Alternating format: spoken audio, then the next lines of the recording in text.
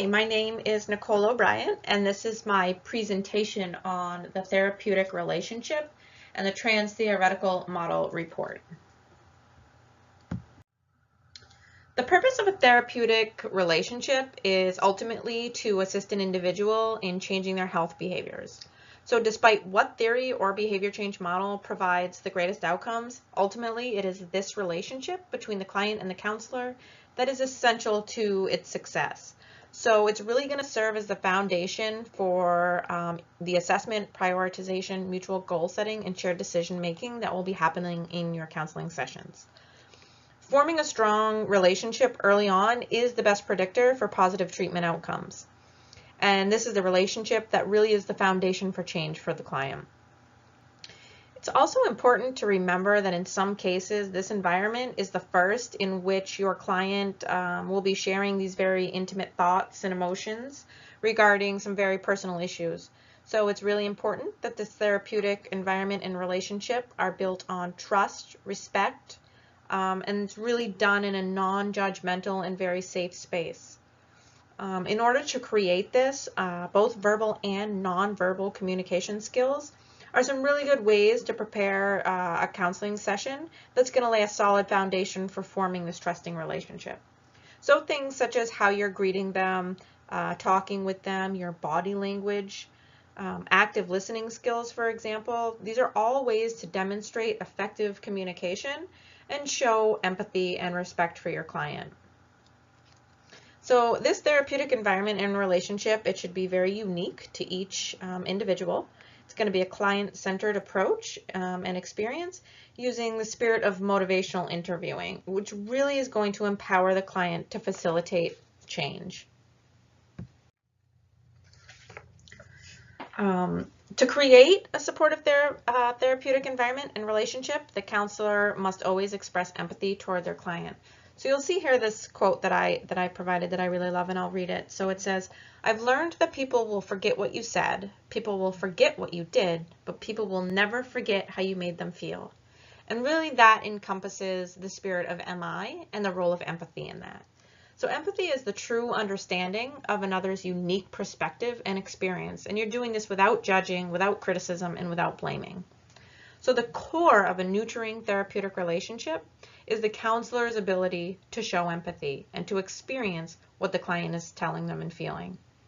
Empathy, however, it's going to be shown both verbally and non-verbally. So it's really important that it's done in a genuine manner, or else it can seem forged, which will ultimately do the opposite here, and it really may ruin the relationship between provider and the client.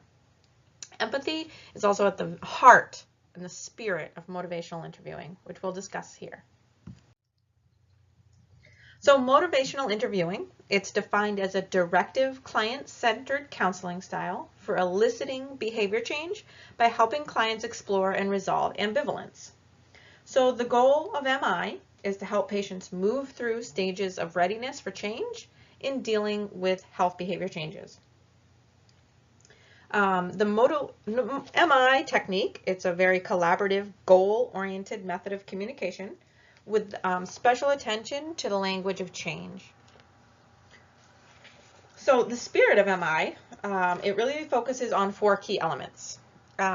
So it's a collaboration between the client and the counselor. It's one where they're working together to change health behaviors. So the client's role here is to explore their values and make changes in their life where and how they see appropriate. The counselor's role is to guide them through this process with empathy and understanding. So they're each experts in their own role here. Acceptance, the spirit of MI, is one where the client leads each session, while the counselor simply guides the conversations. They're the ones who are exploring motivations and values. They're empathizing, educating, and empowering the client to do so. They are led with compassion.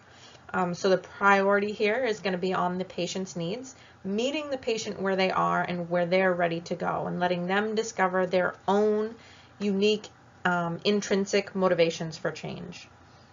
The last key element is evocation, or evoking change talk. So Many people become counselors because they want to help people live healthier lives. And with that said, it's hard not to tell a client what you think that they should be doing. However, it's the spirit of MI is really focusing on drawing these ideas and motivations from your client instead of offering them. Change talk can be evoked by asking and exploring open-ended questions, carefully listening, so active listening skills, concentrating on your client's answers, and summarizing talk. The trans-theoretical model, also known as the stages of change theory, is the model that I inform my counseling sessions with. So also TTM for short. It determines that people will make changes when they're ready to do so. So it's based on this idea that people don't change quickly, rather change is something that happens slowly over time, and it occurs in stages. So the 5 stages of the stages of change model are pre-contemplation, contemplation, preparation, action, and maintenance. So in this first pre-contemplation stage, the client has no intention to change. They are often characterized as being resistant or unmotivated. You may notice that they tend to avoid information or discussion altogether, or even thinking about this targeted health behavior. In this stage, really the counselor's goal here is to aim to encourage self-exploration. So really try to explain and personalize these health behavior risks as well, and validate their lack of readiness. So something like, I understand you're not ready to make changes at that time, and that's okay. So what would you be willing to change? Or even something along the lines of, so what would it take for you to consider that this is a problem? The second stage is the contemplation stage, and this is where the client is growing a little bit more aware of the benefits to changing, but the cons are still pretty high. These people are often characterized as being ambivalent to change, or even as being procrastinators. And so the counselor here, their aim is really to encourage and explore their pros and cons, to get them to really outweigh, and to identify and promote positive outcomes of these change behaviors. As in every stage of the model, clarifying that the decision to change is that of the clients is very important. The third stage here is the preparation stage. This is where the clients have started to recognize that these pros do outweigh the cons, and they're actually starting to set plans in place to make behavior change sometime within the next 30 days. This stage can really be assisted by aiding in problem solving. So exploring potential obstacles that may come up during the change, identifying social supports, so finding people to support you within this change, perhaps environmental changes, so things that we can change quickly in our environment that could make this change a lot easier, really promoting and building on their self-efficacy and encouraging the clients that they can do this. The next stage is the action stage, and this is where the clients actually begin to adopt these changes. And self-efficacy here is really important in order to combat reoccurrences of these old behaviors coming up. And finally, the 5th stage here is the maintenance phase, and this is when the client has been engaging in these health behavior changes for 6 months, and they're really beginning to really see benefits to making these changes. It's important to note that clients can slip between, and probably will slip between, these stages of readiness, or they may even stay in one stage for long periods of time. So the counselor's role here really is to, again, empathize with your client, educate them, motivate them, and work appropriately your techniques for each stage. So the techniques that you're going to be using for pre-contemplation, for example, is going to be a lot different than those that you're using when your client is in the action or the maintenance stage. Okay, so the first 3 stages of the trans-theoretical model, these are really where the client remains unmotivated and ambivalent to change. These are the stages where the MI technique is going to be particularly useful, and these can be used effectively to enhance the components of the trans-theoretical model.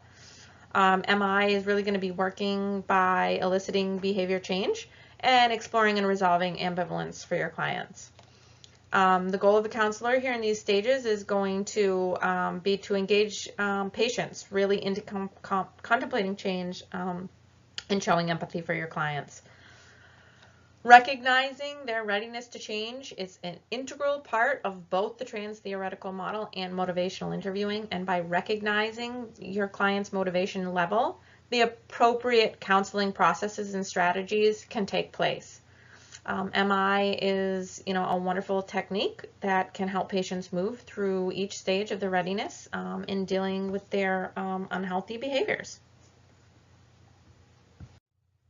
So that is it for today. I just want to say thank you so very much for listening, and have a wonderful day.